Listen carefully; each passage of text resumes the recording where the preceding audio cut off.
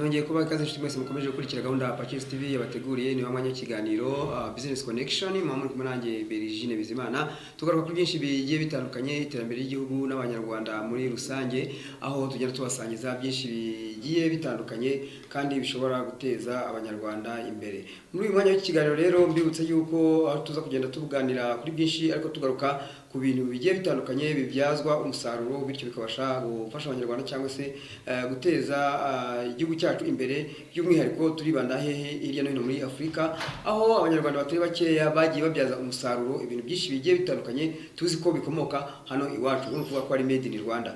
Made in Rwanda rero twanyarukiye mu karere ka Musanze mu minsi yashize hari kubera imurika bikorwa cyangwa se imurikagurisha y'uturere tugiye dutandukanye ariko two muri iriya ntara n'ubundi ubwo ngubwo bagiye bagaruka kuri byinshi bitandukanye banatwereka ibyo bakora umunsi ku wundi kugira ngo bashe kwiteza imbere. Reka tubanze tubakurikire tugaruka mu kanya dukomeza ikiganiro cyacu. Murakoze cyane, nitwa Shumbusho Raymond, abandi umuyobozi wa Global Line Safaris. Global Line Safaris ni kampani ikora ibikorwa by'ubukerarugendo mu gihugu cy'u Rwanda ndetse no hanze yacyo. Tukaba dukora imirimo itandukanye mu bikorwa bya tourism. Tukaba twaje muri imurikagurisha mu rwego rw'intara y'Amajyaruguru. Twagize amahirwe yo kuba twayizamo natwe kugira tumurike ibyo dukora muri serivisi dutanga umunsi ku munsi. Serivisi dutanga umunsi ku munsi z'ubukerarugendo harimo gutembereza mukerarugendo imbere mu bijyanye n'ubukerarugendo bushingiye ku myigishirize bijyanye n'ubumenyi ngiro. Dutanga amahugurwa ku banyeshuri biga ubukerarugendo barangije segonderi na kaminuza, tukabaha amahugurwa y'igihe cy'amezi 4 tubifashijwemo n'urwego rwa leta muri Minisiteri y'Uburezi rwa Rwanda TVET Board rushinzwe imyuga na tekinike n'ubumenyingiro. Muri urwo rwego rero natwe nka kampani yacu dutanga uwo musanzu mu bukerarugendo kugira dufashe urubyiruko rwiga ubukerarugendo tugamije kugira ngo duhe amahugurwa ajyanye n'isoko ry'umujyi. Nk'uko nari mbisobanuye ni ukuvuga ngo urwo rubyiruko ruba rusoje amashuri ya segonderi ndetse na muri kaminuza tuba twifuza yuko babona ubumenyi ngiro ndetse kugira ngo babashe guhatana ku isoko ry'umurimo baba bafite ubushobozi bwo gukora hirya no hino mu bikorwa by'ubukerarugendo ndetse no mu mitangire ya serivisi hospitality muri za hoteli, mu ma coffee shop, mu ma companies ndetse no mu maparike n'andi ma destination bitembereza ba mukerarugendo. Abo bose dusoza ni kimwe ashishikariza nk'ababyeyi badukurikiye muri akanya. Icyo dusaba ababyeyi turabasaba gukangurira abana babo kutugana cyangwa ababyeyi bakabibafashamo bakabatuzanira tukabaha ayo mahugurwa. Ayo mahugurwa ni ingenzi cyane niyo abafasha kwinjira mu kazi. Natwe dufite umuhate wo kugira ngo twegere abafatanyabikorwa bagenzi bacu bakeneye abakozi bari ku rwego rw'urwo rw'ayo mahugurwa dutanga kugira ngo babashe kugira abakozi beza. Ntabwo bisoreza aho rero, ayo mahugurwa dutangamo seritifika duha abo banyeshuri baba bararangije iwacu mu gihe cy'amezi 4 nk'uko nabigarutseho. Iyo seritifika ikaba iri ku rwego rw'igihugu, bahugurirwa iwacu ariko itangwa n'urwego rw'igihugu rwa leta rwitwa Rwanda TVET Board rushinzwe imyuga na tekinike. Duturutse mu karere ka Gakenke, amazina yanjye ni Mukasine Jeanne. Ahangaha dufite product zitandukanye, dufite ibijumba bikungahaye kuri vitamine A bya orange. Ibyo bijumba tubikuramo ifu tugakuramo n'amandazi. Hanyuma abantu bamenyereye ko ikijumba atari ikintu cyavamo ifu, ndagira ngo dusobanure buryo icyo kijumba gishobora kuvamo ifu cyangwa se kikavamo irindazi. Utubwire wenda na bimwe mu byo bishobora gufasha mu buzima bwa muntu umunsi ku wundi. Murakoze, reka duhere ku ifu mbasobanurire. Ikijumba mu buryo bworoshye turagifata tukagihata. Wajya unagifata ukagitwereka nta kibazo. Ikijumba mu buryo bworoshye turagifata tukagihata, twamara kugihata tukashyira mu mazi tukacyoza, twamara kucyoza tukagifata tukarapamo udusayidi dutoya cyane. Utwo dusayidi tukadushyira mu mazi mu kantu keza gateguye, tugafata indimu tugatonyangirizamo kugira ya makasha avemo. Amakasha yamaze kuvamo turongera tukabyoza tukabyanika tukabishyira ahantu heza cyane, byamara kuma tukabifata tukabishyira mu mu kanuza kabugenewe tukabisya bikavamo inofu muri kubona hano ngaha. Hanyuma noneho ndagira ngo tubwire iki kijumba iyo vitamine uvuga gikungahayeho ku buzima bwa muntu mwasanze ari imbogamizi ku buryo mugiye kubyazamo umusaruro icyo kijumba ku buryo butandukanye n'uko twari tukimenyereye kukirya. Ikijumba twasanze ari cyiza kubera ko gifite isukari nziza cyane kuri ba barwayi barwaye diabete, cyane cyane no kuri no food dukora, kuko urareba ugasanga iyi fu iba ifite isukari yavuye mu kijumba. Babandi baba barwaye rero ino fu ntabwo bongeramo isukari, bayinywa yonyine kubera ko haba harimo isukari ihagije. Nko mu karere kanyu ka Gakenke mubona hari uburyo bugiye kuzazamura iterambere by'umwihariko mu rubyiruko no mu gutanga umurimo?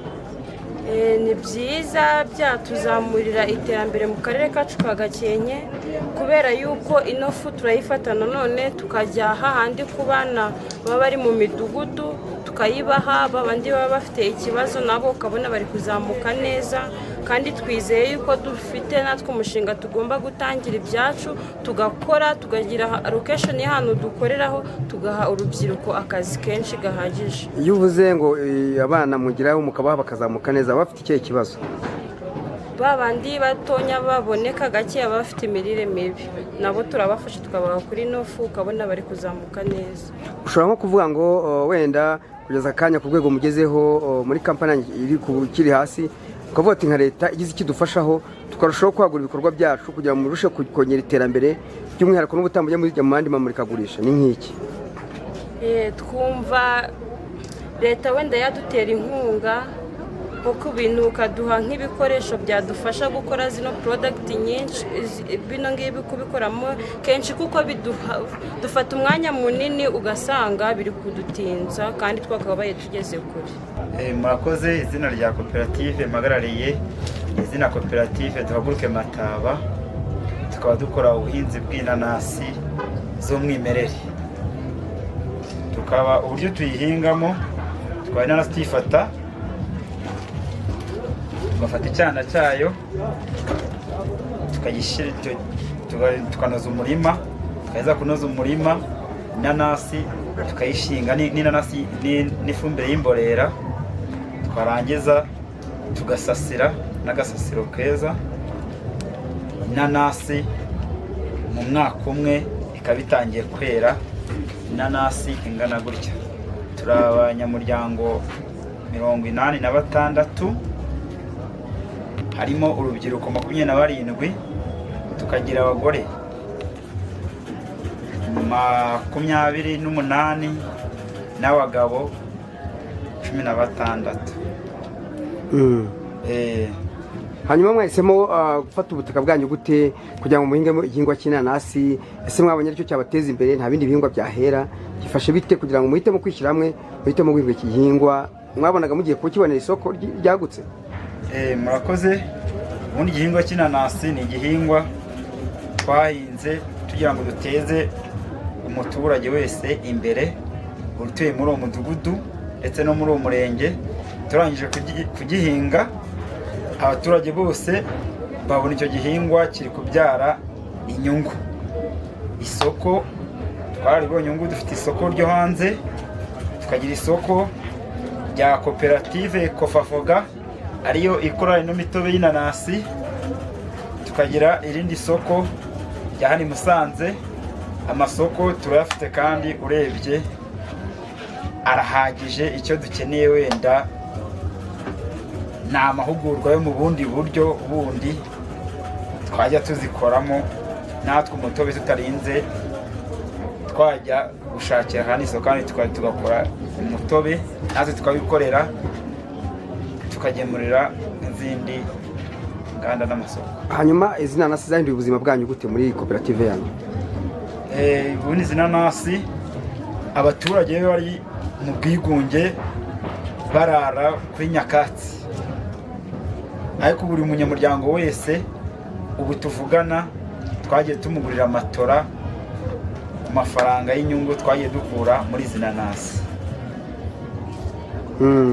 Hanyuma wenda dusoza ushobora kuvuga uti kugeza akanya urwego tugezeho ugereranyije ukareba, ushobora kuvuga uti turifuza kugera kuri uru rwego, intumbero yanyu ni iyihe? Intumbero yacu turifuza ko inanasi yacu yasohoka ikagera hanze y'igihugu, tukabona isoko hanze, hanyuma tukagira gute tukabona n'inganda hafi zajya zidufatira umusaruro wacu hafi, kandi tugenda tubisaba amahugurwa hirya no hino. Mwatangiye kubyazamo umusaruro mu nanasi zanyu mukora ji, ese ntabwo bwaba uruganda mwaratangije cyangwa nahani mujya kubikoresha ku buryo mwavuga muti mukeneye uruganda rwanyu bwite mukabona icyo musaba leta? Ikintu twasaba leta ni uruganda rwacu bwite, ahangaho ni umusaruro wacu dukusanya tukawugemurira uru ruganda nawe rukabyazamo uyu mutobe w'umwimerere. Ngayo nguko rero mumaze kwiyumvira bamwe mu bamurika bikorwa twasuye muri amurikagurisha ryari riri mu karere ka Musanze, aho bagiye bagaragaza ibintu byinshi cyane bigiye bitandukanye bagiye bakora cyangwa se babyazamo umusaruro. Ubu ngubu nibaza yuko umuntu ukurikiye ikiganiro n'ubundi kibero mu kwigisha abanyarwanda iterambere cyangwa se n'uburyo wakora nko ku mufuka icyo ufite cyose cyane iwacu mu Rwanda ukaba wakibyaza umusaruro. Nyuma y'akanya rero mbere yuko dutumikira abadutumye, reka tubanze turebe Angola. Nabo ni igihugu kimwe kinini cyane ariko kirimo ubukerarugendo bwinshi bugiye butandukanye, inyanja, ibinyanja, ibiti, imisozi miremire ariko itemo ishyamba rigenda rigaragaramo ibintu byinshi bigiye bitandukanye. Iki gihugu cya Angola rero ni kimwe mu bihugu bishobora kuba bihenze cyane ku isi, kuko umujyi waho kubamo urahenze cyane nkuko turaza kugenda tubigarukaho bitubwira. Hagiye harimo ubucuruzi bwinshi bugiye butandukanye, aho usanga muri iki gihugu ubucuruzi bugiye bukigaragaramo, usanga buri ku nkombe y'amazi, ahantu abamukerarugendo bashobora gusohokera. Uhasanga imisozi myinshi igiye itandukanye, ariko by'umwihariko ugasanga iyo misozi iriyo muri Angola ari ya misozi nyaburanga nayo abantu bashobora gusura, cyane ko usangamo n'ubundi inyamaswa nyinshi naho zigiye zitandukanye nk'uko ku mugabane wa Afurika n'ubundi bisanzwe bizwi cyangwa se tubaje kubimenyera. Tutaye kuri ibyo nanone bagira amabuye y'agaciro, nayo ni kimwe mu bintu bibinjiza amafaranga menshi cyane. Muri iki gihugu cya Angola amabuye y'agaciro nayo ari mu bintu byinjiza amafaranga menshi cyane muri iki gihugu, dore yuko usanga abaturage bo muri iki gihugu aribo akenshi baba babikora, ugasanga nibyo by'iterambere bigenda bihagaragara cyangwa se bihagaragaza umunsi ku wundi. Reka dufate akanya gato tubanze dukurikirane iyi documentary, ubwo kubumva ururimi rw'icyongereza muraza kuryoherwa, ariko muri makeya mu byo bagiye kutubwira ni muri ibi ngibi nabasobanuriraga mu rurimi rw'ikinyarwanda.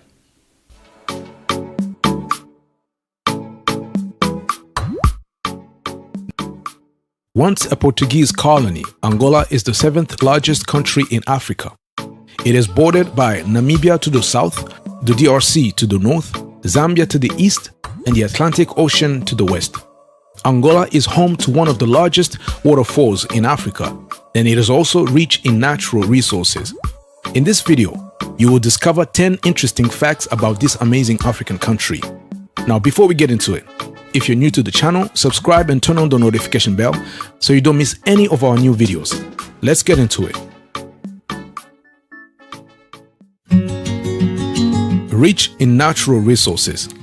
Angola is one of the richest countries in the world in terms of natural resources, with significant reserves of diamonds, iron ore, phosphate, copper, gold, and manganese, among other valuable natural resources. However, its true mining potential remains to be unlocked despite the major exploration and exploitation projects already implemented, particularly in the diamond subsector. Angola's mining industry is one of the most important in the country due to the high quality of the country's minerals. Despite the high value and quantity of Angolan minerals, the government has faced a significant challenge in attracting major investors to develop the sector. Some of the reasons investors avoid Angolan minerals include a history of human rights abuses, rampant corruption, especially within the government, and the smuggling of minerals, especially diamonds. Thus, the Angolan economy is considered to be one of the fastest growing economies in the world. Angola's economic success is partly attributed to the good use of the country's natural resources. Some of Angola's most vital natural resources include arable land, oil, and diamonds. The official language is Portuguese. Angola is a Southern African nation with one official language and several national languages. Portuguese, introduced during the colonial era in the country, is widely spoken in the country, It is the official and most spoken language of Angola. Kikongo, Umbundu, and Kimbundu are the most popular indigenous languages in the country. Portuguese is the official language of Angola. It is also the most spoken language in Angola. The variant of Portuguese spoken there is called Angolan Portuguese and is similar to Brazilian Portuguese in a number of aspects. According to a 2014 study, nearly 71% of the Angolan population speaks Portuguese. The latter is the mother tongue of 39% of the country's population, while many more speak it as a second language. Portuguese is also the most widely spoken language and sometimes the only language spoken by young Angolans. Portuguese speakers are more common in urban areas of Angola, where 85% of the population converse in Portuguese. The use of the language is relatively less widespread in rural areas, with around 49% of the inhabitants of these areas speaking Portuguese. French is spoken in Cabinda, an Angolan province bordered by two French-speaking nations of the Congo and the DRC. English is the most popular language taught in Angolan schools. Home to an impressive waterfall. Angola is home to one of the largest waterfalls in Africa, the Calendula Falls, with an impressive width of 410 meters and a drop of 105 meters. The best way to experience the falls is to hire a car from Luanda, a 6-hour drive on fairly rudimentary roads through varied landscapes.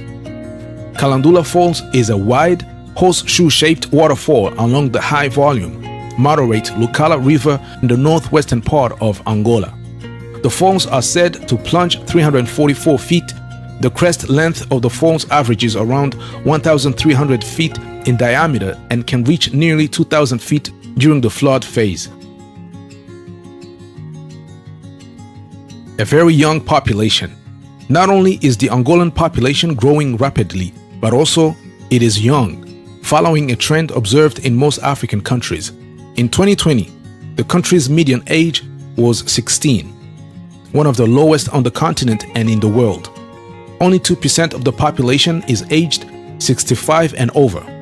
In addition, the death rate has fallen by more than 60% in 10 years, while life expectancy at birth has gradually increased. Population growth in Angola is accompanied by a rapid expansion in the rate of urbanization. Over 66% of Angolans live in urban areas, a rate that has steadily increased in recent decades. About a third of the country's population lives in the province of Luanda, where the capital of the same name is located.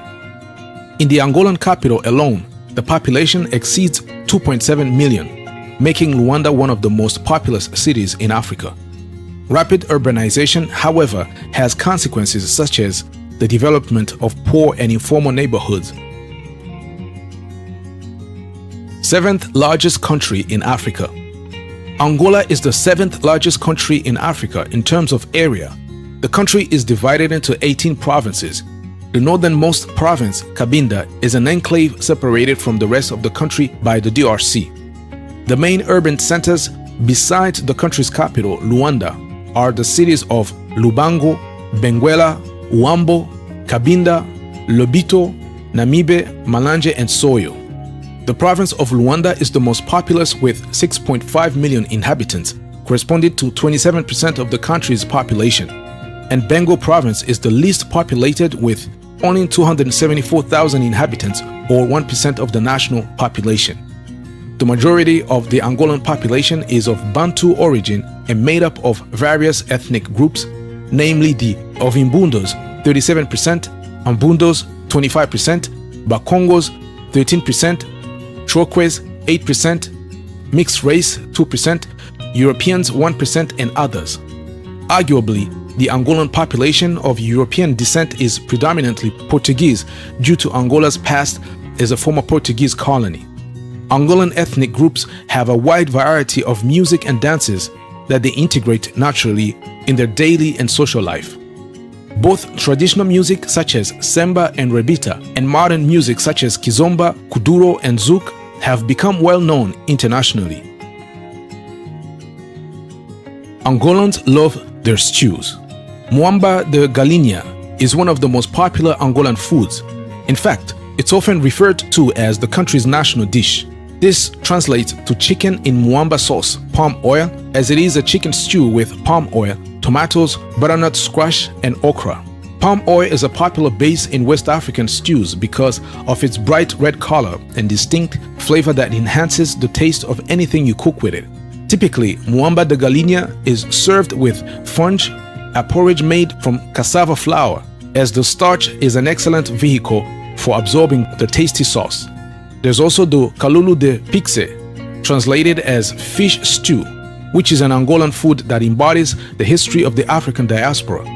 Angola was colonized by the Portuguese, who enslaved many of the region's inhabitants and transported them to Brazil. The slaves who became Brazilians created a fish stew known as kalulu, which was then brought to Angola by Portuguese ships. The stew is traditionally made with dried fish, eggplants, greens, and okra, which are other key ingredients in the kitchen. Similar to mwamba chicken, kalulu fish is typically served with mushrooms. Football is the most popular sport in Angola.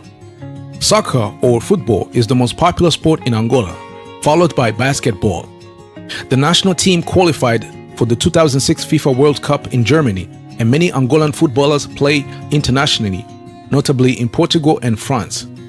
As the country was a Portuguese colony since the end of the 15th century, Angola's national football association is Federação Angolana de Futebol. It was founded in 1979 after Angola's independence from Portugal in 1975. The FAF organizes the national football leagues Girabola and Gira Angola, and it is also responsible for the Angolan men's and women's national team. The country hosted the 2010 Africa Cup of Nations. The Angola women's national team has not been able to qualify for any World Cup or Olympic tournament. At the African Championships, it was able to participate 4 times. The biggest success is the achievement of the semi-finals of the 1995 Africa Women's Cup. Their culture has a symbol in sculpture. The sculpture known as the Thinker is one of the most beautiful pieces of Chokwe origin and represents all Angolans by symbolizing its national culture. The statue is seen bent over with both legs crossed and its hands resting on its head, symbolizing human thought. The Thinker is one of the oldest and best known artifacts in Angola. Angola's culture origins are linked to the traditions of the Central Bantu peoples and the ancient kingdom of Congo. A key colony of the growing Portuguese Empire after 1500, Portugal exercised little cultural influence over Angola, contenting itself with controlling the slave trade from forts along the coast. Angola's struggle for independence was long and violent, and life in the independent nation was also marred by an intense civil war. Such a disorder hampered the development of the Bantu customs and also destroyed the more Portuguese traditions of the coastal towns. Luanda is very expensive for expats. Luanda is the capital and the largest city of Angola. Located on the Angolan coast with the Atlantic Ocean, Luanda is both the main seaport and the administrative center of Angola. It is also the capital of the province of Luanda. The city is currently undergoing major reconstruction, with many major developments underway that will significantly alter the cityscape. About a third of Angolans live in Luanda. The cost of living for expats in Luanda in October 2021 is high compared to other places around the world, with a considerable global cost of living index. Private health facilities are good in Luanda. They are expensive and most charge upfront. Luanda is 48.9% more expensive than Houston, Texas for groceries, 24.9% more expensive than Kuala Lumpur for cleaning cost, and 3% less for transportation cost in Dubai. Angola is home to the richest woman in Africa. Isabel dos Santos is not only an Angolan businesswoman, but she's also the richest woman in Africa. Eldest daughter of former Angolan president José Eduardo dos Santos, in 2013, Forbes magazine named her Africa's first female US dollar billionaire after her net worth surpassed $2 billion. After graduating from King's College London, she invested in companies in Angola. She has managerial positions in these companies. The companies range from technology to cleaning to environmental work. Her first job was that of project manager. She worked alongside her father to clean and disinfect Luanda. The project was known as Urbana 2000, and it helped start her business acumen. Her net worth is around $3.3 billion. Here we are at the end of our video. I hope you liked it and you learned something new today. Would you like to visit Angola? Let us know in the comments section. And if you liked the video, please leave us a like and don't forget to subscribe if you're new to the channel. Bless.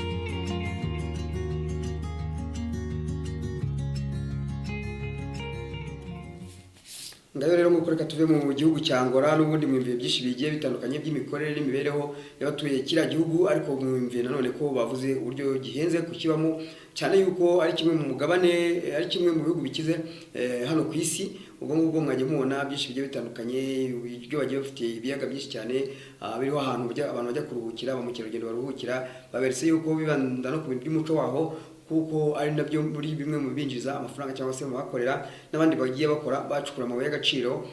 Naho mwiboneye ko agaragaraho cyangwa se abonekayo ari menshi cyane ku bwinshi, mbese muri bakeya, bigatuma ibyo ngibyo bigafasha igihugu mu kurushaho gutera imbere cyangwa se binateza igihugu cyabo imbere muri rusange, ibyo bakora umunsi ku wundi.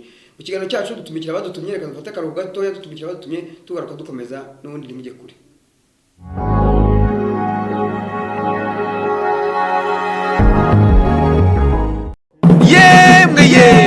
Shuri bose bashaka ni College Fondation Sinagera. Mama we.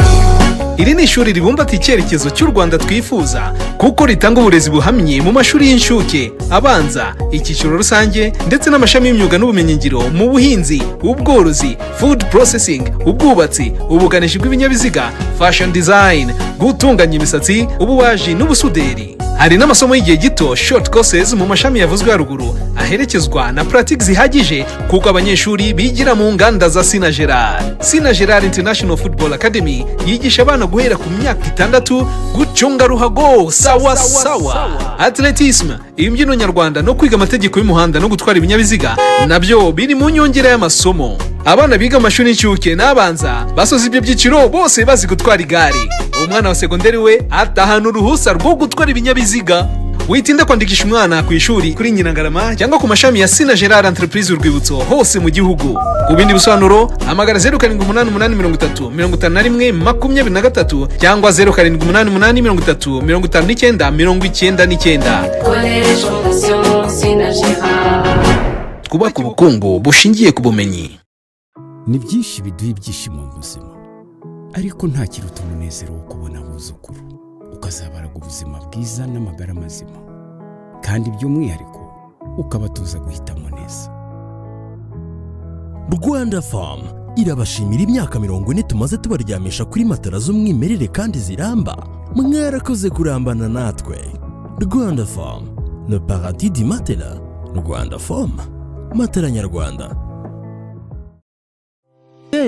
Urabisanga muri Kivu Garden Palace. Kivu Garden Palace ni ahantu heza habereye ibirori ku nkengero z'ikiyaga cya Kivu, aho uhumeka umwuka. Parikingi nini ituma nta uhangayikishwa naho yasiga imodoka ye. Duherereye ku Karambo, haruguru gato y'ibyombo, ahazwi nko kuri depo. Kata gato munsi neza y'umunara. Ibyishimo n'ibirori byawe bitangirira ahangaha muri Kivu Garden Palace. Niba ushaka ubukwe mbera jisho, ufite nimero 0783572448. Kivu Garden Palace, aho ibyiza bihurira n'ibyishimo bidasanzwe. Bantu bagahanga, Kicukiro, Rebero, Karembure, Busanza, Nyamata, mbese ikindi kandi mu rwego rwo kurushaho kubagezaho uburezi buzira inenge mu mashuri, guhera uyu mwaka bagushyiriyeho uburyo bwo gukurikirana imitangire y'amasomo mu buryo bw'ikoranabuhanga. Muririnde batabayobya babashukisha amashuri adashobotse. Nguyu umushumba mwiza, wa wundi utarumanza bamugana bamushakaho ubumenyi. Umuryango umushumba mwiza wadufunguriye ishuri ry'imyuga ku rwego rwa A2 mu mashami akurikira: hari ishami ry'ubutetsi n'amahoteli ndetse n'ishami ry'ubudozi. Kwifuza kandi kwiga imyuga y'igihe gito nabyo birakomeje. Ni mu mashami y'ubutetsi n'amahoteli mu gihe cy'umwaka, ishami ryo gutunganya imisatsi n'isura mu gihe cy'umwaka, ishami ry'ubuhinzi no gutunganya umusaruro. Banabafitiye kandi ishuri ryigisha icyiciro cy'umugoroba amasomo y'ubutetsi n'amahoteli, iki cyiciro kikamara amezi 3 gusa. Banabafitiye kandi amashuri y'incuke n'abanza. Amashuri aherereye i Remera mu Giporoso ahazwi nko ku cya Mitsingi. Ku bindi bisobanuro wahamaga ku 0784 661 689 84. Ngaya mahirwe adakwiriye kugucika kandi akakwinjiza mu isoko ry'umurimo binyuze mu bumenyi ukura ku mushumba ushoboye.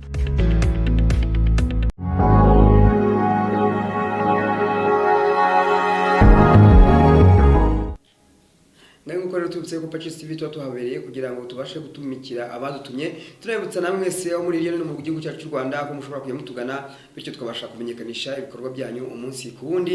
Ariko nanone turabutsa ko tugiye dufite amashami hirya no hino mu gihugu agiye atandukanye nka Nyaruguru, Rusizi n'ahandi henshi. Turi kugenda twagura amashami mu minsi imbere tuzagenda tuhabagezaho, ariko ubwo ngubwo wagana amashami yacu aho hari cyangwa se aho wabuherereye bityo twarushaho kuba tumikira by'umwihariko mu kiganiro Business Connection. Muri kumwe nanjye Bergine Bizimana, nkabambibutsa yuko ikiganiro nacyo ushobora kuza kucyamazamo ibyo wifuza cyangwa se ushaka byose.